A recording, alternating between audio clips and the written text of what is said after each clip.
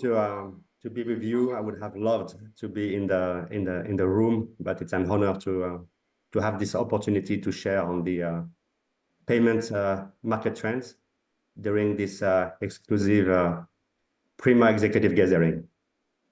So the theme of my presentation would be maybe to give you a snapshot on some of the mega trends we observe in the payment markets.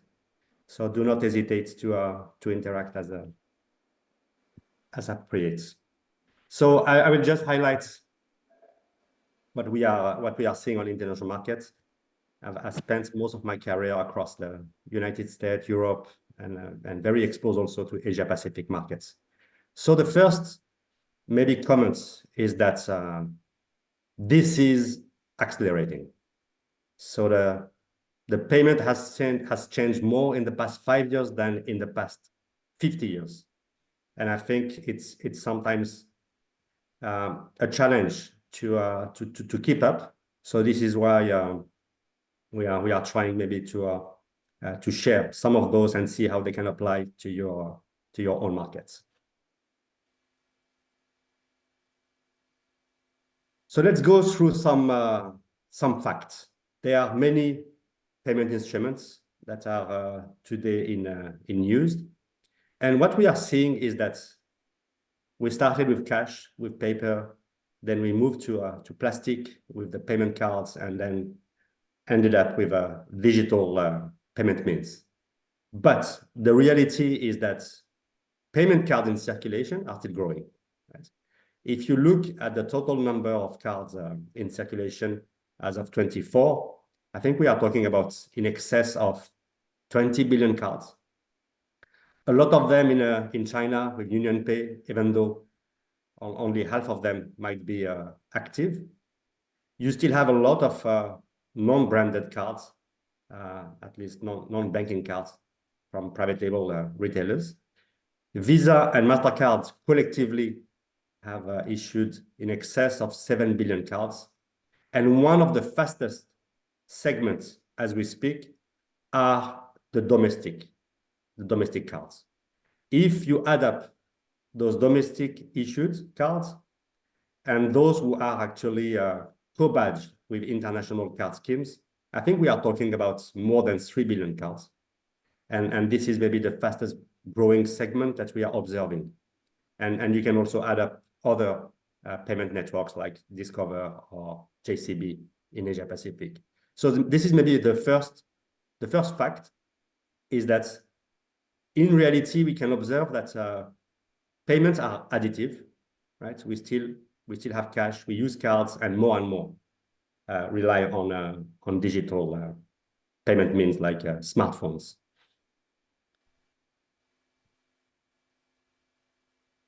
So I mentioned about the domestic segments, right? And I think in Indonesia, that's a theme that resonates.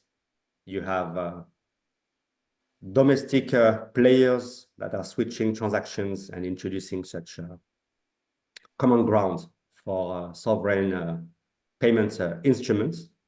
And with the geopolitical situation and the time of uncertainties, we can see that not only those are rising, the existing domestic payment networks, I think we are talking about 70 payment networks, domestic card schemes over the world, but you have also newly created domestic card schemes in countries like Qatar, in MEA, Middle East and Africa, and even all over the world. You can see that's newly created domestic card schemes.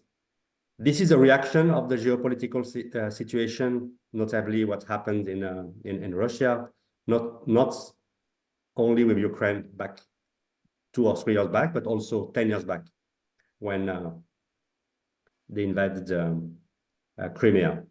The first one that was created at that time was actually Mir in Russia. Then it followed with Troy in Turkey, and so on. So their main goal is to achieve the technology independence. They want to protect their user data and be self-sovereign. So that's maybe a fact. And why? what is the rationale behind that? Because you want to, on one side, lower the cost, but you still have to keep up with the new technologies. So first of all, they introduce cost efficiency into the chain. They lower the scheme fees. Number two, by definition, they are domestic. So they are in proximity, closer to their cardholders. It's not just about introducing new technologies, it's also about being market relevant, right? You have to innovate and be market relevant. And this is the reason why in Indonesia, you did not have the same payment means introduced over time. Sometimes you had to leapfrog some of the technologies. The QR code standard is a good example of that. And it has scaled significantly. Those players, they are often owned by the banks or the central banks themselves, and they want to limit the foreign exposure to be in control of their destiny. And last but not the least, we keep talking about the banks, the issuing side, but in the end, the payment acceptance is on the merchant side, and they want also to lower the merchant cost, which in the end will benefit the cardholders. And last but not the least, if you want to be successful with such domestic schemes, because you have a schizophrenia, you have to lower the cost and still keep innovating, you need to have a strong regulator support. Otherwise, there is no way they can compete with giant players like Visa, MasterCard, and others, which are scaling and expanding in most markets. So that's maybe the main benefits of a domestic payments. So I think that's something to observe. I'm convinced that this will become the dominant payment mean over time, right? The day there are maybe some hurdles, some challenges to crack. One of them is the cross-border acceptance to be interoperable, right? And the day you can achieve that, then you have the way to compete. You've seen those initiatives, notably in Southeast Asia, to make the QR codes interoperable. So this is the kind of initiative that can bring them to the same level, because for sure, Visa, MasterCard, and other international card schemes, they will keep elevating the technology bar, right, to compete in this market. So that's maybe one of the key themes that we are observing all over the world. We've been collaborating with dozens of them, and this is here to this trend is here to stay. So we were talking about in excess of 3 billion cards issued by domestic or other payment networks. But the reality is that the fastest growing payment methods are wallets. Right? You are all aware of the Chinese Alipay and WeChat, which are becoming ubiquitous. They each have close or more than 1 billion users. So just everyone has such a lifestyle app. Apple Pay is celebrating their 10 years anniversary this month. 10 years. In 10 years, they have acquired more than 500 million users of their Apple Pay wallets, but they have significantly expanded the level of services. You can now use your Apple Wallet to pay. They have issued an Apple Cash card for peer-to-peer. You have also the Apple cards. They have introduced Apple Savings, many financial services, including the pay now, buy later solution. You can now accept payments, tap and pay on iPhone. So the full range of services is now available on the Apple Wallet. It's a dual-sided ecosystem, both on the issuance and the acceptance. The same goes with Google Pay and Samsung Pay on the Android ecosystem, even though to a slightly lesser extent. And then you have India. India, the main driver was the introduction of the UPI, the real-time payment rails that were introduced by the RBI and NPCI in India. Paytm, PhonePe, and Google are the three main market players. I think they represent in excess of 90% of the scan and pay adoption in India. And then if you want to scale a payment instruments, the peer-to-peer is the fastest way. Venmo, Cash App in the US, they each have acquired tens of millions of users. What is behind all of that? And why is it accelerating? I'm talking about 5 billion wallet users by 26. So that's huge. In Africa, mobile money is also a very popular method since the early days with M-Pesa, Orange Money, MTN, and others. They have now hundreds of millions of users. What are the drivers that has accelerated these trends? I think the pandemic, where the users are looking for touchless and frictionless payment methods. They want digital first experience when they pay with their mobile and one-click payment experience when they pay online. Very simple. In the future, paying will be as simple as one tap in store and one click online. It could also be one scan or one tap. But that's really what is driving this trend. It's all about the user experience. So I mentioned about the sovereignty when it comes to domestic payment means. When it comes to wallets, they control the user experience. That's the main fundamental of their existence in this market. And they have the ability to almost disintermediate the traditional players. So the rise of the digital wallets is the second trend that we are observing on the payment markets. But then let me dissect those players. I think they are of different nature across all of the continents. I mentioned about Asia Pacific. It's mainly about super apps. Super apps means they are lifestyle applications. Then you have the power of the big tech. They are introducing the technology. They control the operating system, the device. Most of them are OEMs, or they come from the e-commerce space, mainly US players in that category of big techs. E-commerce players, Amazon has introduced its own button, leveraging their own capabilities. Payment networks are introducing the click-to-pay method based on the secure remote commerce. And you have similar players in Asia Pacific, Latin America, and Japan, notably. Then, in some countries, those wallets may be owned by the banks themselves. So banks may have actually invested or joined forces to take advantage of this pattern. BKM Express in Turkey, Paylib in France, Vips in the Nordics, and Bizum in Spain are good examples. And the latest one in this group is Paze. Paze is a consortium of 7 banks in the US, collectively representing between 150 and 2 million cards. And Paze is an online payments method. In the US, the banks has also introduced the Zelle for the peer-to-peer. So some of those wallets are actually owned by banks. I mentioned about this group of peer-to-peer. The reason why it's easy to scale is because they rely on a public infrastructure or a collective infrastructure. Peer-to-peer often work on the instant payment rails, account to account.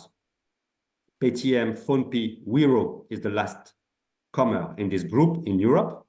It's a consortium of banks across many, many countries, and they do leverage instant payment rails to scale and to transact account to account from one person to another.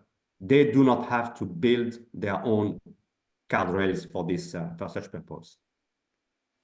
The ones that we often forget in this picture are retailers. So you may have seen recently some movement in this space. Starbucks, it's a very, very popular payment method. They have their own payment instrument, which is a stored value account, a prepaid account. Walmart introduced their Walmart Pay. They extended their capability for their Walmart Pay by bank when you transact online. And the same goes with many retailers that have introduced their own private label payment instruments. And the last ones are the telecom players. I mentioned about Africa with Orange Money and Docomo and M-Pesa, Docomo in Japan. So you can see that many of those wallet providers are coming from other market segments. They are alternative players to the traditional banking space. And this is a boiling space, right? Which is kind of reshuffling the payments industry. What I was saying is that, and I appreciate your patience. So what I'm saying is that we are observing two types of technologies. The first one is the QR code technologies. In China, in India, in Southeast Asia, this is mainly because the card acceptance was pretty low, and it was a kind of leapfrogging the card rates. On the other side, and especially during the pandemic, we have seen a surge in the adoption of contactless. So if you look at the trend, we can now state that growth in the global transactions performed contactless is almost 100% over 5 years. That's an unprecedented trend. If you look at the last Visa earning call, they have stated that 80% of the transactions which are performed online in store are now contactless. And we do see IDEMIA is one of those players issuing those payment instruments. It is becoming now almost ubiquitous. So now there is really a question mark between NFC and QR code. It all goes to, on one side, the acceptance level, and on the other side, the user experience, tapping or scanning, right? And that's something that the Indonesian market should seriously consider. We have seen many of the wallet providers in other countries now adopting the NFC technology for the tap and pay. And what was the trigger, the catalyst for that? It was the fact that Apple is now opening the NFC antenna on the iPhone. It started in Europe earlier this year, where they have opened the NFC antenna, but also the access to the fingerprint or the Face ID, and the ability also to default a specific wallet application. It's using the host card emulation technology in Europe. After that, Apple has also announced that they will open the antenna in other markets, namely Canada, US, Brazil, UK, Australia, and Japan, to start with, where banks and other wallet players will even be able to leverage the so-called secure elements embedded into the iPhone. So this is maybe a recent trend, but you can see more and more examples of wallets adding the NFC capability to tap and pay in store. So that's maybe about the wallets. Let's go now through the next market trends.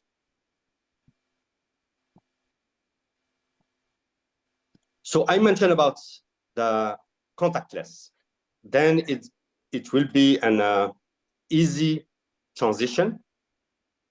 When we talk about contactless, most of the time we are thinking about tapping your cards at the point of sale, at the merchants, right? Yeah, I mentioned that most of the cards are now contactless. So what does it mean? On one side, cards issued are contactless. On the other side, the phones themselves, 90% of them are now supporting the NFC capability. It means that all of a sudden, you have the ability to combine the best of both worlds and to tap your card on the back of your phone to trigger some use cases. This is what we call the tap to phone, something that was introduced a few years ago. I'll give you a few examples. You can tap your phone to activate it, because you know that in many countries, you send the cards via the post mailing, and it has to be activated by calling the call center or transacting in store or at the ATM. Now, all of a sudden, you can tap your card on the phone and activate it. The other use case would be to tap your card on the phone and to select which currency or account you want to use. When wallets were introduced, they realized that the fraud was concentrated on the enrollment. So basically, whenever your card is added to the wallet, it is safe. But at the enrollment, there is what we call an IDNV process, right? And wallet providers such as Apple and others have introduced what we call the tap to provision. You tap your card at the back of the phone to provision it. It's a seamless experience. You don't need to enter your card details. You don't need to take a picture of your card. You don't need to push it from your mobile banking app. Just tap and verify your card before it is added to the wallet. In a sense, it's a strong customer authentication method to verify that you are in possession of the card before adding it. The most popular use case that we are seeing is the tap to verify. The previous presenter was talking about the strong customer authentication. You can authenticate with your password, with your fingerprints, but you can also authenticate strongly with your card. It's what we call the possession factor, what you are, what you have. And all of a sudden, you can combine multi-factor authentication. If I tap the card I perform a sensitive operation, I pay online, I want to access some sensitive information on my bank account, I want to recover my account, I just have to tap it to prove that I'm in possession of the card. So the tap to verify is something that can also add another layer of security, exactly what was said earlier. At that moment, you will read or leverage the EMV payment technology sitting on the card, but you can also leverage the FIDO technology on the card to elevate the level of assurance. And then you have many, many other use cases. The tap to sign, if your card is storing your private keys, protecting cryptocurrencies, you have the ability to sign your transaction by tapping your card. And last but not the least is the tap to pay. You can tap to pay in store, the so-called soft POS technology, which is proliferating, especially in Southeast Asia, but also in other markets. But you can also tap to pay online on your own device.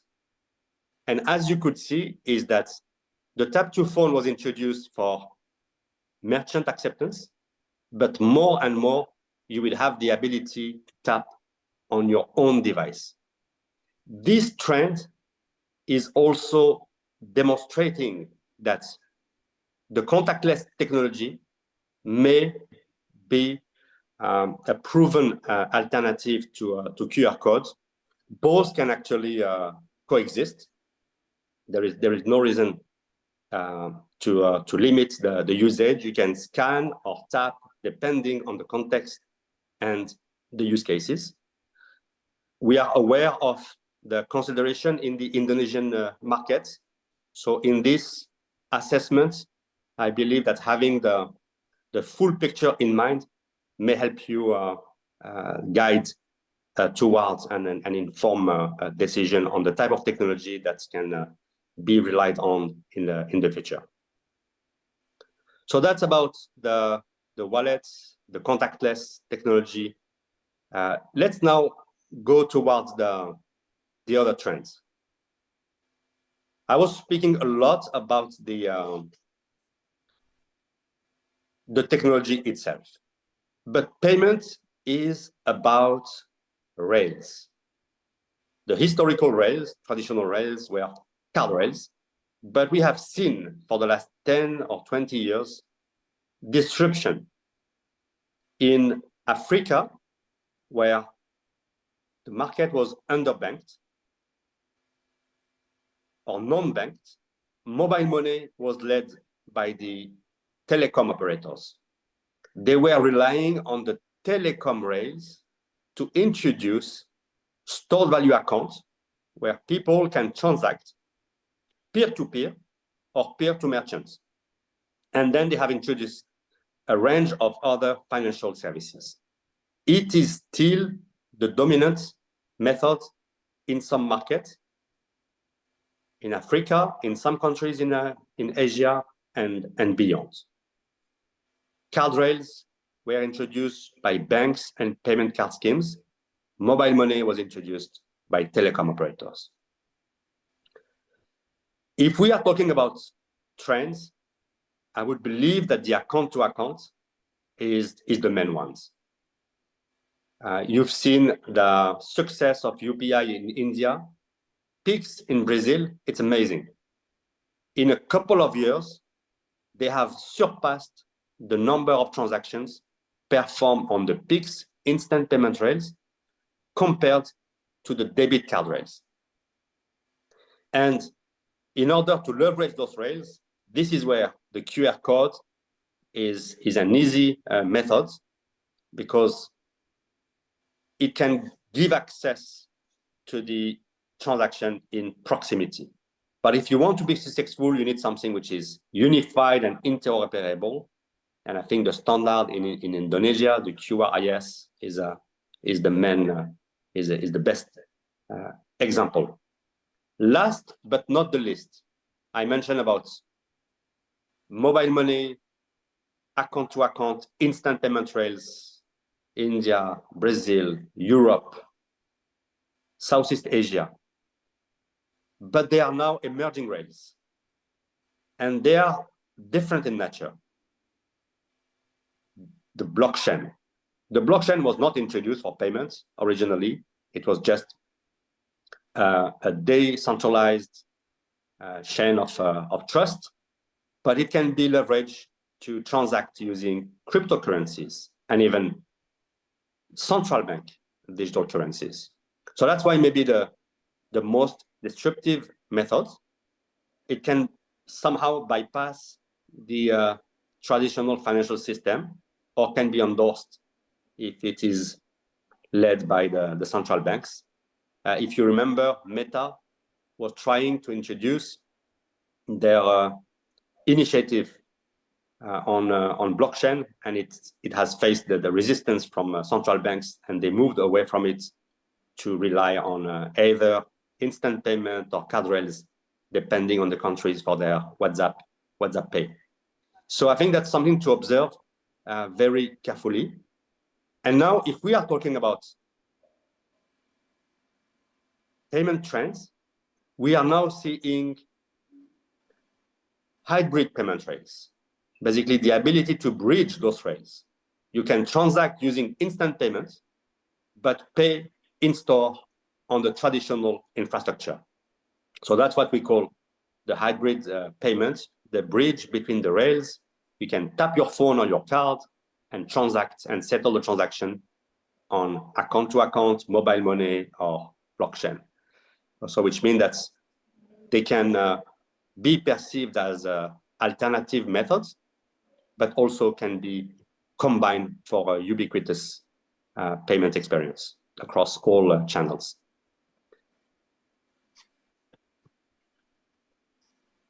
So let's have a look at something which is now becoming an essential factor. Whenever you introduce a payment mean, irrespective of the form factor, the rails, or the technology, it has to be designed as inclusive and sustainable. And it's not just about the environmental factor. It has to be inclusive in a sense that it should touch the vast majority of the population, and it has to be also accessible, right? The visual impaired, anyone should be able to use the payment instruments. That's something which is fundamental, which means that if you are to introduce a payment mean, you have to consider that in the early design of it, because we can now see that it is a demand from the regulator, from the corporate themselves, and even from the end consumer. So that's something that should even prevail on top of anything we have said today. Next trend is maybe on the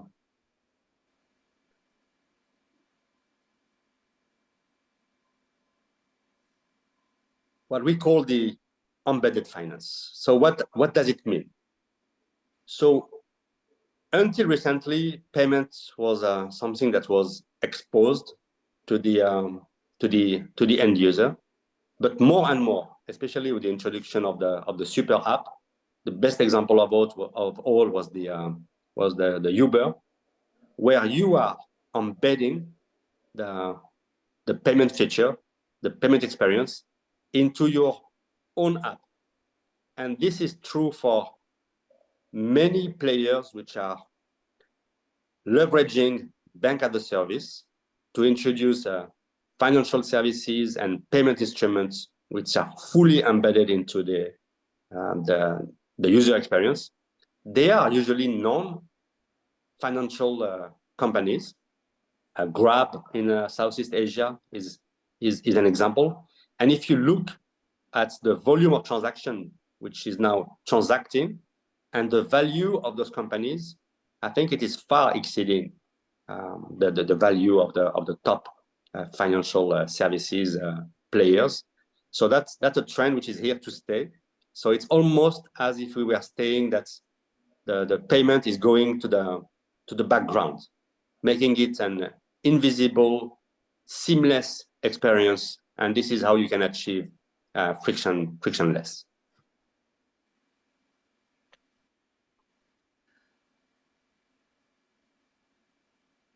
Now let's look at the future technologies. So we try to categorize them in two ways. So the first one is the business impact, right? And then the adoption timeline, whether it is a short or a long term. If you look at the customer-centric technologies, so I mentioned about the embedded payments. Payment means are now becoming hyper-personalized, meaning that whether it's a card, an app, or a method, they are now personalized to the end user. And that's a trend that we are observing not only for payments, but for any interaction with consumer. Digital first is now the norm. You may receive your payment instruments in a digital form factor first, and any interaction will be digital first. Then we have technology drivers. The biometrics, it was mentioned earlier for the FIDO payment passkeys. The blockchain, when we talked about the rails, the ISO 2022, that's the protocols to process transactions. More and more transactions are now tokenized. Visa announced that they have reached 10 billion transactions, 10 billion tokens. So it tells you that in a matter of 10 years, that was proliferating first on mobile, then on commerce, on e-commerce for card on file, and then that we are going to see that each and every transaction will be tokenized. And the reason why is that there is only two ways to protect an asset. Either you encrypt it or you tokenize it. The cloud is something very interesting because traditionally, banks and financial institutions were reluctant to adopt the cloud. We mentioned earlier about the sovereignty, but they are more and more inclined to operate their systems in a SaaS environment. And now even cloud providers are introducing a sovereign version of their cloud and on-soil instances of their cloud to reinsure the players. So that's a trend that we have observed for the last 5 to 6 years. AI is definitely a technology which is here to stay, mainly to address the growing fraud, and phishing was a good example, right? And last but not the least, and that was the theme of one of the previous presentation, is the convergence between payments and identity. And I hope that we will have the opportunity to discuss that during the panel. So that's on the future technologies, and that's a good transition to the generative AI. Because when we talk about the technologies, I think AI is the one that will disrupt the way payment is and financial services are today operated. And Gen AI might only be the first iteration of it, because you will then go toward an artificial version of it, and even what we call the super intelligence. And what is it about in the payment world? It's against fraud. So we mentioned about phishing, but it's also about the deep fakes, which are sophisticated techniques that fraudsters are now using. They can even leverage the synthetic identity fraud. So we mentioned about digital identity, but now it can be generated. And even the malware themselves can be AI generated. So it tells you that I cannot see the financial services and the payment providers to ignore that technology. First, to fight against fraud, but it can also be leveraged in their own processes to improve their efficiency and the way they operate. So the payment industry is certainly not exempted from it. It might even be one of the most exposed industry to this emerging technology.